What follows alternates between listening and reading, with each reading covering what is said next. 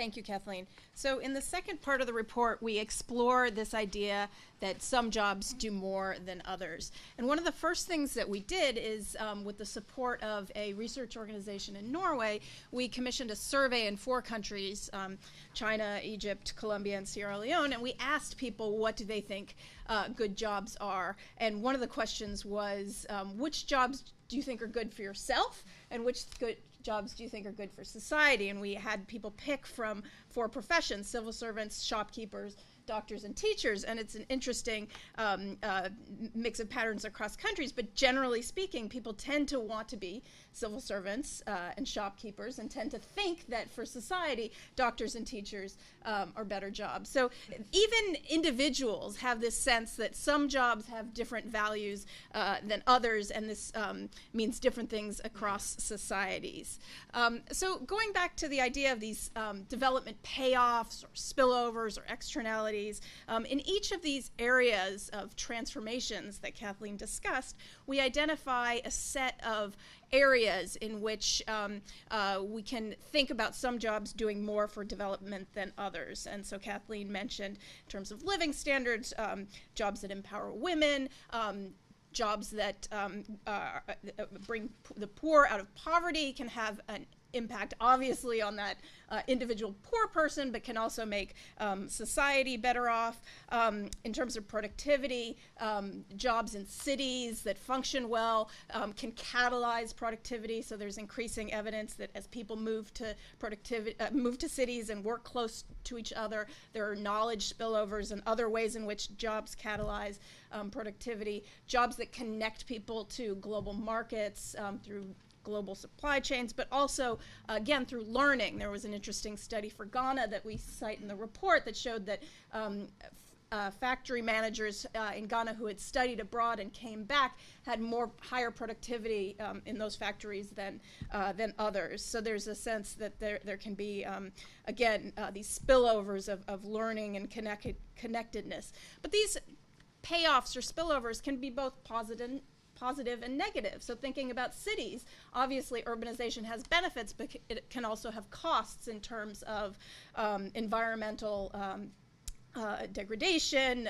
congestion, and so forth. So we think about the costs and benefits of different jobs. And then finally, in social cohesion, Kathleen mentioned we look at the ways in which jobs contribute to identity. So an example here is an interesting study from Bangladesh that we cite in the report that shows that we talk about the growth of women participation in the garment industry, and looking at villages where there was a lot of proximity closer to garment factories, girls' education actually increased more than in villages that were far from a garment industry. And one interpretation is that the girls in those villages had role models, that they saw women going into employment, and that had effects on their own identity, motivation, and aspirations for the future. So each of these areas, it's not just that we're thinking about the ways in which these spillovers or payoffs happen, but we also discuss that these are areas where there are disciplines that are actually trying to measure some of these spillovers. And so one of the future directions for research that we see is how do you think about measuring these payoffs and spillovers that different jobs bring. But obviously the same jobs do different things in different contexts. And so what we do in the report is maybe a little non-traditional for a big global World Bank report. We don't go systematically by region and say, you know, this is how things look in Africa and the Middle East and so forth. We actually developed a different typology where we look at characteristics of countries based on their demographic characteristics, their resource endowments, institutional features. And so the 8 categories you can see on the left of the chart, and these can be overlapping. So we look at agrarian economies, countries affected by conflict, urbanizing countries, resource-rich, et cetera. And so obviously you can have a country that is affected by more than one of these situations. You could have, obviously, a country with high youth unemployment that's also resource-rich, et cetera. So what we do with this typology is think through, well, in those contexts, what would be the jobs that would have the greatest transformational impact and that would be good jobs for development. And so I'll just mention a couple. So for agrarian societies, getting agriculture, particularly for smallholder farms, more productive can have huge payoffs. Similarly, getting cities growing, secondary cities, so that as agriculture becomes more productive, more off-farm opportunities can be created. And for each of these typologies, if you look at Chapter 6 of the report, we talk about a particular country case study. So agrarian economies is the case of Mozambique. For conflict-affected countries, social cohesion may be the most important priority if you're thinking about rebuilding society after conflict, and so initiatives to demobilize combatants and bring diverse populations together can be most important. And so here we look at the case of South Sudan, which is emerging from conflict, and where reintegration and of refugees and of ex-combatants is a priority. And lastly, small island nations, and we look at the example of the Pacific Island countries, which are really small and remote, and those types of arrangements which connect countries to each other. So we talk about the example of Tonga, which has bilateral migration agreements with New Zealand that facilitate knowledge transfer, can be critical. So the message here is a tweet that Kathleen had on the second slide, which is that this idea of some jobs doing more than others is really context specific. But these agendas can really be interconnected in a world where migration is really important, particularly in some countries. And from the perspective of migration, we look at the global context. About 3% of the world's population is estimated to be migrants, 90 million migrating for work. And so we look at migration through the lens of these three transformations and the ways in which migration can have benefits for migrants, for living standards. There's also new evidence on migration being, again, a catalyst for productivity if migrants are able to contribute in new ways in their new countries. On the social cohesion side, the picture is much more mixed because obviously migration can disrupt families and communities, but it can also reconnect people in different ways.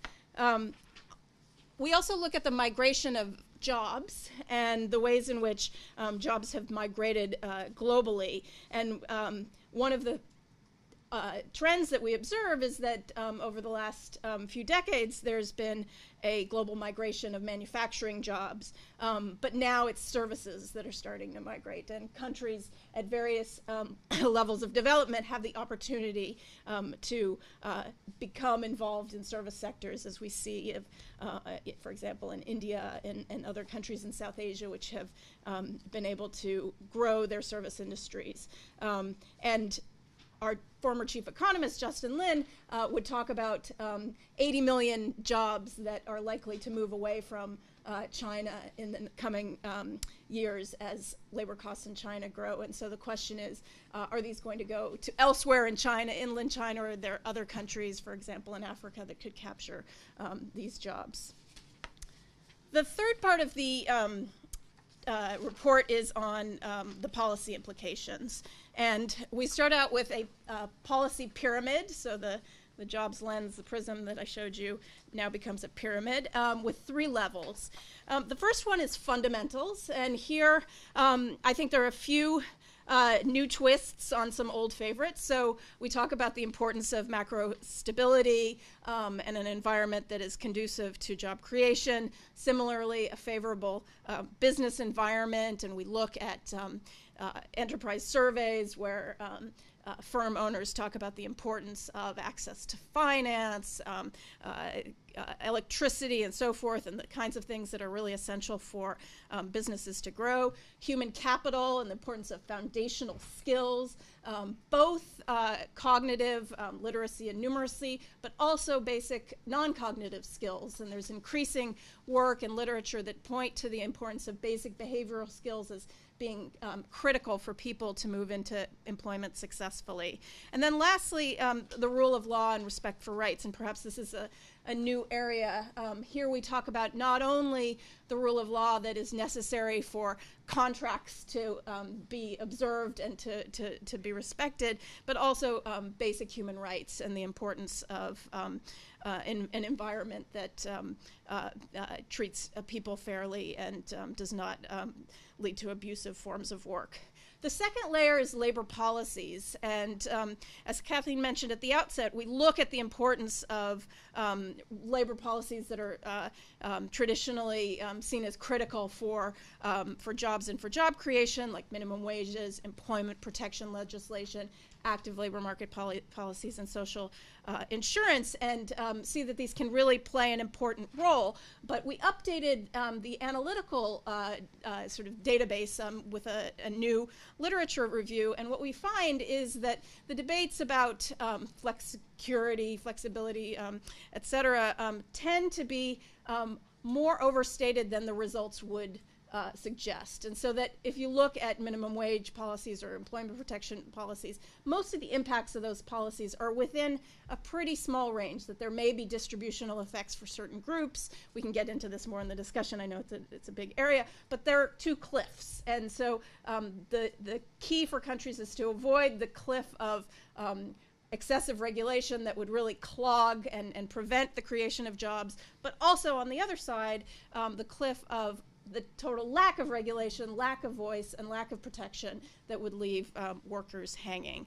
And then finally, the tip of the pyramid is these what we call priorities. And this stems from the examples I was giving before of what are really the policies that would make an environment where more of these jobs that are good for development can materialize. So, for example, in the case of agrarian economies, what are the policies that would really catalyze agricultural productivity and help people move to cities? And a lot of times, and this was one of the big, I think, messages of the report that all of us sort of were possibly surprised by, was that these are not necessarily about labor market policies. They could be land reform, they could be taxation, they could be getting better roads, et cetera. So what are these priorities that countries can do to facilitate more good jobs for development? And this slide is probably more complicated than we need to focus on, but the basic point is thinking through a decision tree of how do you identify what those constraints are to get those good jobs for development, and what can countries do. And what we do in the last chapter of the report is point to some country examples where countries have actually done this. So in terms of agrarian societies, Vietnam moved into land reform, introduced a lot of learning through agricultural extension, which really improved the lot of small farmers and catalyzed employment growth. In Rwanda, right after the genocide, there was emphasis on demobilization programs and efforts to reintegrate communities, which laid the groundwork for future growth and emergence of new jobs in the coffee sector, for example. In Chile, the management of resources from the copper sector helped the country diversify its exports and create more jobs. So for each of these typologies, we think through a country example. Also, looking forward in a policy context, we look at the importance of global partnerships in a number of areas. The first one is the role of rights and standards across countries. And we look at ILO conventions, the role that trade agreements can play, and then private sector and voluntary initiatives, also known as corporate social responsibility, and the ways in which initiatives can provide sources of standards, but also pressure on countries to upgrade labor standards. And what we find is that there are limits to the extent to which peer pressure can be effective, and that capacity building initiatives that actually help labor inspectorates and firms upgrade conditions for workers can really be key. The second is on liberalization and trade, and here again we look at this idea that there's been movement of manufacturing jobs, but what are the implications for services, and how can the global trade architecture manage the trade-offs that are involved. Third, on migration, how can bilateral agreements really help bring out the transformational, positive transformational aspects of migration across countries. And then lastly, a big emphasis, and I was at the ILO on Friday, and this was a big theme because it's also a real priority for the ILO right now, is improving the global database on jobs. And this is really key, and given the diversity of jobs that people do, and the fact that so much of the world is not involved in wage labor, the database is really key, but it's really missing for many countries. And the report and our team put a big emphasis on trying to update the global database on jobs, and that you'll find it, you can find it in the statistical annex of the report, but there are really lots of gaps, and Kathleen was just mentioning that, for example, for the Africa region, since 2008, of the 41 countries that we at the World Bank consider as part of the Africa region, there have only been 11 countries where there's new data, household data and labor market data available. So the dearth of data is a real impediment to future work in this area. And then lastly, I'll just mention this if I haven't blown my time, this is a teaser to entice you to look at the report. One of the things that we do is, well, at the beginning of the process, we thought, well, what are the policy questions that policymakers are really wrestling with when they think about jobs? And we identified 8 of them, and then we added the first one, what is a job? But questions like, should countries focus on growth or versus jobs? Can entrepreneurship be fostered? Are people like Bill Gates born, or can they be trained to be entrepreneurs? Can policies do anything about social cohesion? Skills or jobs, what direction does that relationship go? Do you need to train your workforce to get more jobs, or can jobs themselves bring skills? Targeted investment climate, what kind of a role can it play? Global competition for jobs, how does that play out? We tend to think and talk about protecting workers, not jobs, but are there situations in which rethinking that might make sense? And then finally, how can this process of healthy reallocation of jobs from low productivity to high productivity jobs be accelerated? And so what we do with each of these questions is rethink the conventional wisdom, and we have a short, there are about 4 pages at the end of each of the chapters, so you can easily pull them out and read the ones that are interesting for you. And just an advertisement at the end, the whole report, I know some of you have the overview, but you can find the whole monster, which actually, we should say, it looks big, but there's a large statistical annex and a lot of reference and footnotes, so the actual text is not as scary as the size might suggest, and that's the website where you can find it. So thank you very much, and I look forward to comments. Thank you very much.